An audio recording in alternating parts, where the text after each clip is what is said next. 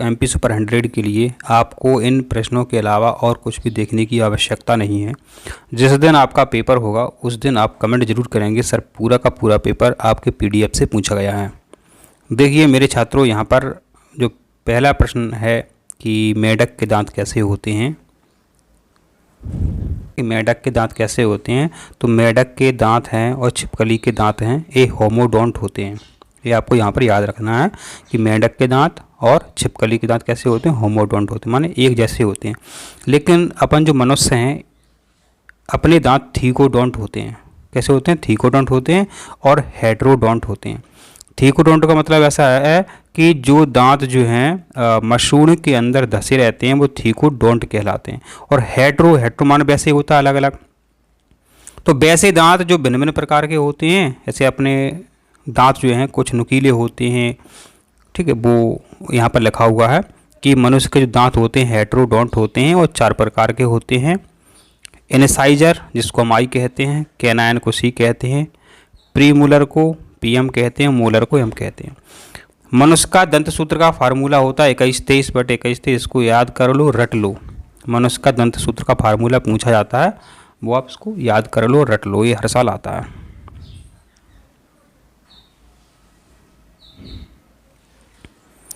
दांतों का जो शिखर होता है वो किससे बना होता है? दांतों का शिखर डेंटाइन का बना होता है। दांतों का जो शिखर होता है अपना वो किसका बना होता है? वो डेंटाइन का बना होता है। लेकिन दांतों का जो बाहरी आवरण होता है वो एनिमल का बना होता है। वेरी इंपॉर्टेंट, दांतों का जो बाहरी आवरण होता है वो एनिमल का बना होता है। और अपने शरीर का सबसे कड़ा और मजबूत भाग कौन सा है? एनिमल है। प्रश्न पेपर में कई बार आता है कि अपने शरीर का सबसे मजबूत कठोर भाग है एनिमल। दांत के अंदर वाले भाग को क्या कहते हैं? डेंटाइन कहते हैं। और दांतों का शिखर जो है डेंटिन का बना होता है या डेंटाइन का बना होता है। ये कई बार पूछा जाता है। फिर डेंटाइन के ऊपर जो है एनिमल की परत चढ़ी रहती है जो कि शरीर का सबसे कठोर भाग है। उपास्थि क्या है? तो अस्थि माने अस्थि क्या होती है? कठोर होती है। उप माना होता है कम, उपमानक कम, माने उपास्थि जो है मुलायम और लचीली होती है। यह नाक और कान के बनाने में सहायता करती है।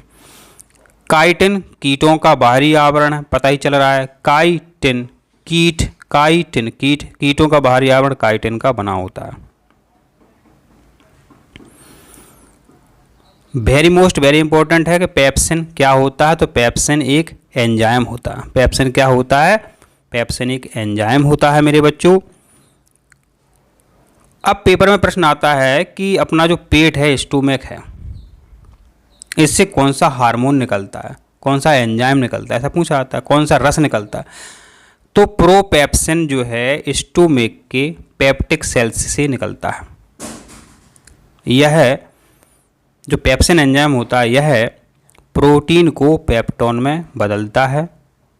सभी एंजाइम प्रोटीन होते हैं, आपको पता होना चाहिए। कई बार प्रश्न आता है कि क्या सभी प्रोटीन एंजाइम होते हैं कि सभी एंजाइम प्रोटीन होते हैं? तो आपको याद रखना कि सभी एंजाइम प्रोटीन होते हैं लेकिन सभी प्रोटीन एंजाइम नहीं होते। हार्मोन क्या होते हैं? हार्मोन हमारे शरीर के विभिन्न भागों से स्रावित होते हैं एवं बॉडी के अंगों के विकास में सहायक होते हैं। तो हार्मोन शरीर के विभिन्न भागों से निकलते हैं और ये अपने विकास में सहायक होते हैं। विटामिन की बात करते हैं। विटामिन बीमारियों से रक्षा करते हैं। इस प्रकार बेटा जो होते हैं अपने वो बुढ़ापे में अपनी रक्षा करते हैं। इसी प्रकार जो विटामिन होते हैं हमें बीमारियों से रक्षा करते हैं। विटामिन क्या करते हैं? विटामिन बीमारियों से रक्षा। जैसे विटामिन C है वो स्कर्वी रोग से रक्षा करता है।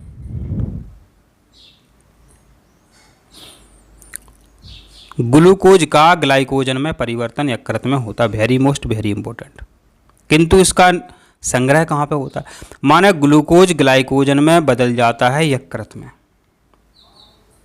अब इसका संग्रह कहाँ होगा? प्रश्न में ही उत्तर है। तो देखिए इसका संग्रह जो है यकृत में हो जाएगा। इसके अलावा पेशियों में भी कुछ मात्रा में इसका संग्रहण होता है।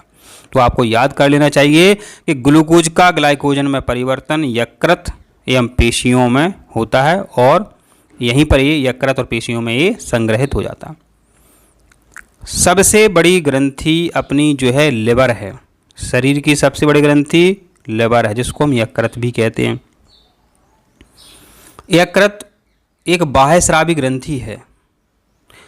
लिवर में गड़बड़ी के कारण पीलिया रोग हो जाता है। लिवर में जो अपना लिवर है, यकृत है, यदि वो खराब हो जाता है तो पीलिया रोग हो जाता है। तो ऐसा कहेंगे पीलिया रोग में कौन सा अंग खराब होता है?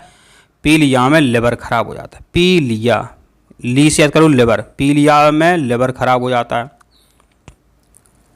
लिवर में पित्तरस का निर्माण होता है। यह पेपर में कई बार प्रश्न आता है कि पित्तरस कहाँ बनता है? पित्तरस लिवर में बनता है। पित्तरस आपका यकृत में बनता है। लिवर का हिंदी में नाम है यकृत, जिसको हम जिगर भी कहते हैं। तो पित्तरस कहाँ बनता है? पित्तरस यकृत में बनता है और पित्ताशय में संग्रहित होता है। लिवर विषैले पदार्थों को विषहीन करता है। देखो नाम है लेवर, बर माने बुरे पदार्थों को, कैसे पदार्थों को? बुरे पदार्थों को, माने विषैले पदार्थों को विषहीन करता है, माने उनका विष निकाल देता है, जिससे अपने शरीर की रक्षा होती है। यकृत यूरिया का निर्माण करता है। यकृत क्या करता है? यकृत यूरिया बनाता है। यकृत यूरिया बनाता है। इसके अलावा जो क्या है, पुरानी आरबीसी को नष्ट करने का काम यकृत करता है। पेपर में प्रश्न आया कि प्लीहा है, तिल्ली है, जिसको हम स्प्लीन कहते हैं, ये क्या है? यह शरीर का ब्लड बैंक है। प्लीहा जो तिल्ली है, इसको हम स्प्लीन भी कहते हैं। यह हमारे शरीर का ब्लड बैंक का काम करता है।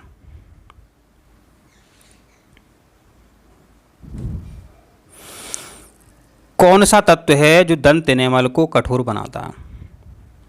अपने दांत का जो बाहरी आवरण होता है वो एनेमल होता है। इसको कठोर कौन बनाता है? इसको कठोर बनाता है फ्लोरीन। तो दंत एनेमल को कठोर बनाने का काम करता है फ्लोरीन। कौन काम करता है? फ्लोरीन। कैल्शियम तथा फ्लोरीन दोनों एनेमल को मजबूत बनाते हैं। फ्लोरीन की कमी से हमारे शरीर में फ्लोरोसिस नामक रोग हो जाता है।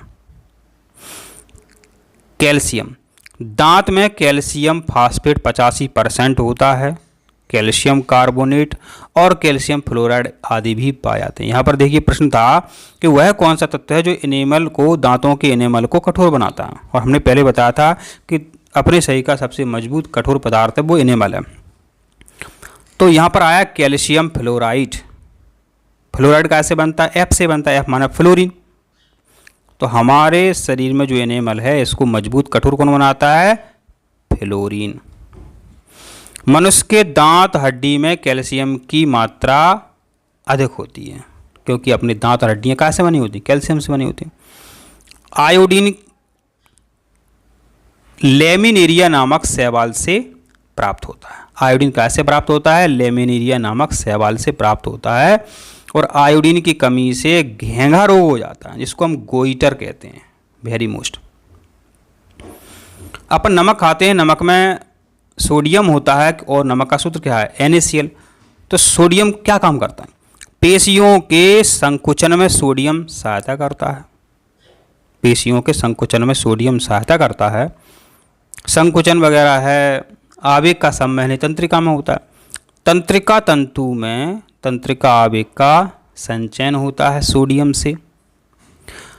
यह रक्तदाब को नियंत्रित करता है। सोडियम क्या काम करता है? रक्तदाब को नियंत्रित करता है। इसलिए कि जब अपना बीपी हाई हो जाता है तो क्या कहते हैं? नमक कम खाओ, नमक कम खाओ। बीपी माने ब्लड प्रेशर।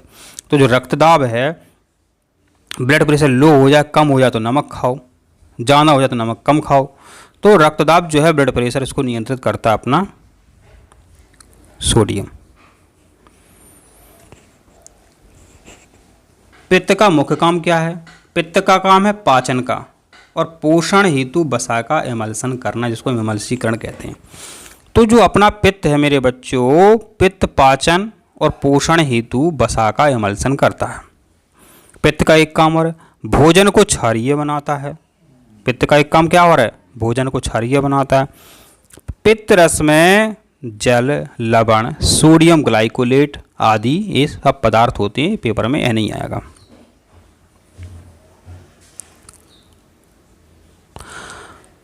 अगला प्रश्न है कि लिवर द्वारा बनाया गया पित्त, लिवर द्वारा बनाया गया पित्त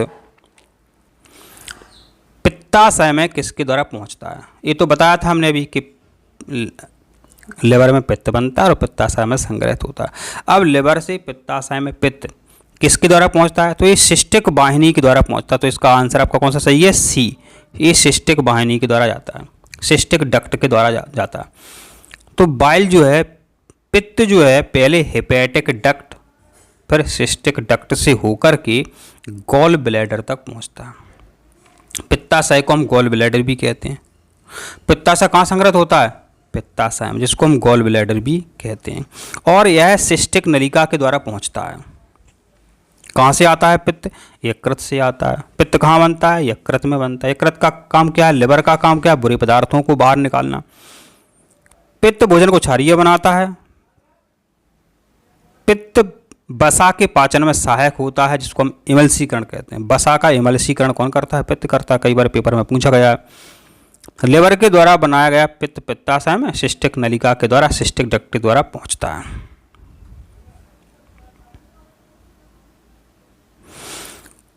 निम्नलिखित में किसके संश्लेषण के लिए कोलेस्ट्रॉल आवश्यक होता है? तो एस्ट्राडियोल के संश्लेषण के लिए कोलेस्ट्रॉल आवश्यक होता है। तो एस्ट्राडियोल के संश्लेषण के लिए कोलेस्ट्रॉल आवश्यक होता है। किसके संश्लेषण के लिए आवश्यक होता है कोलेस्ट्रॉल? एस्ट्राडियोल के संश्लेषण के लिए कोलेस्ट्रॉल आवश्यक होता है। एस्ट्राडियोल के संश्लेषण के लिए कोलेस्ट्रॉल आवश्यक होता है। पूछ लिया जाए कि इंसुलिन का क्या काम है? तो इंसुलिन का निर्माण अग्नाशय के लैंगरहैंस द्वीपिका से होता है। तो जो इंसुलिन बनती है, इंसुलिन जो बनती है वो अग्नाशय की द्वीपिकाएं होती हैं, जिन्हें लैंगरहैंस कहते हैं। वहाँ इंसुलिन का निर्माण होता है। इंसुलिन की कमी से मधुमेह, डायबिटीज रोग होता है। मधु माने शुगर, और नाम में ही इंसुलिन, इंसुलिन की कमी से शुगर की बीमारी। इंसुलिन, सुन लो, इंसुलिन, इंसुलिन, शुगर की बीमारी इंसुलिन की कमी से होती है। सू से याद कर लो, शुगर। लिवर का काम क्या? अभी पढ़ चुके हैं अपन कि ग्लूकोज को ग्लाइकोजन में बदलता है।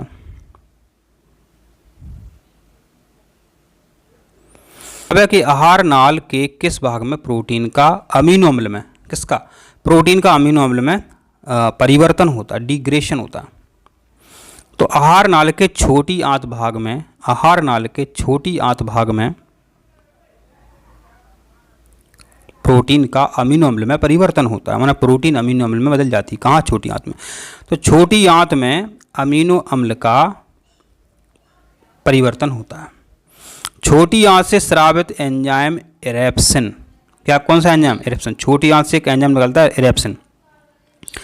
एंजाइम इरेप्सिन प्रोटीन को पेप्टोन्स में, इरेप्सिन एंजाइम प्रोटीन को पेप्टोन में एवं पॉलीपेप्टाइड को अमीनो अम्ल में परिवर्तित करता है। अब आमाशय जो है अपना, स्टोमिक जो है, पेट जो है, क्या करता है? अपने आमाशय से गैस्ट्रिक रस निकलता है। अपने आमाशय से गैस्ट्रिक, अच्छा आमाशय माने पेट, पेट में गैस बनती है, तो आमाशय से निकलता है गैस्ट्रिक रस, जिसको हम जठर रस भी कहते हैं। और जो जठर रस होता है इसमें HCl भी होता है, जिसको हम हाइड्रोक्लोरिक अम्ल कहते हैं। इसी कारण हमें खट्टी डकार आती है।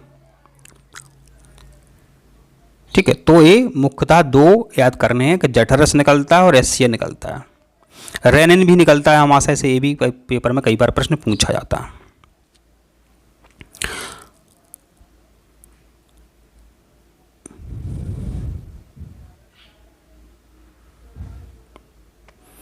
रेनिन का स्रावण करने वाला अंग है। तो रेनिन कहाँ से निकलता है? रेनिन आमाशय से निकलता है, अभी अपन ने याद किया था। तो रेनिन का स्रावण आमाशय द्वारा होता है। कहाँ से होता है रेनिन का स्रावण? आमाशय से होता है, पेट से होता है। किडनी क्या होती है मेरे बच्चों? तो मनुष्य में किडनी की संख्या 2 होती है। किडनी 2 होती है। यूरिया कहाँ बनता है? आपको पता है, यूरिया यकृत में बनता है। किडनी की इकाई पूछी जाती है, मैंने किडनी कैसे मिलकर बनी होती है? किडनी नेफ्रॉन से मिलकर बनी होती है। तो किडनी की इकाई क्या है? नेफ्रॉन है।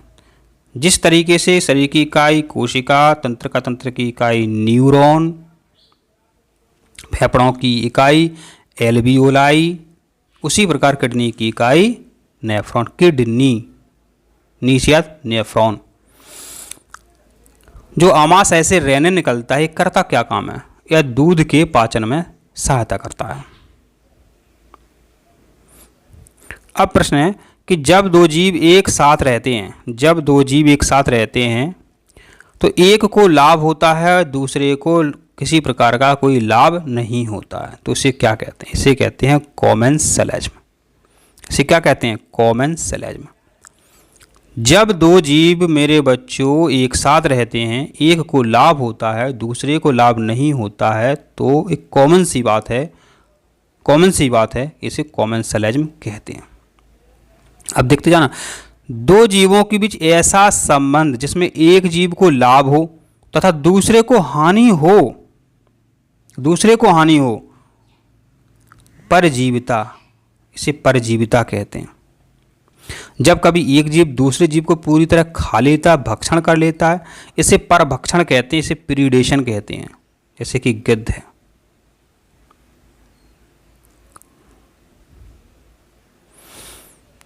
कौन सा अंग रोगाणुओं का विनाश करता है? कीटाणुओं का, रोगाणुओं का, बैक्टीरियाओं का विनाश करता है तथा शरीर का पुलिस रक्षक कहलाता है। तो अपने शरीर का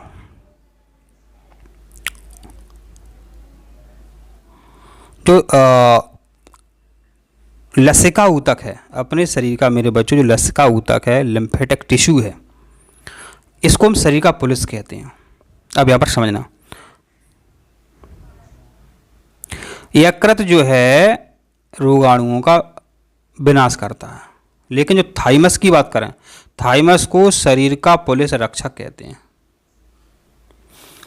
लिवर में क्या क्षमता है? लिवर बुरे पदार्थों को बाहर कर देता है, क्योंकि लिवर में होती हैं कुप्फर सेल्स जो रोगाणुओं को नष्ट करती हैं। शरीर में टॉन्सिल की लंबाई बढ़ जाती है तो खांसी होती है।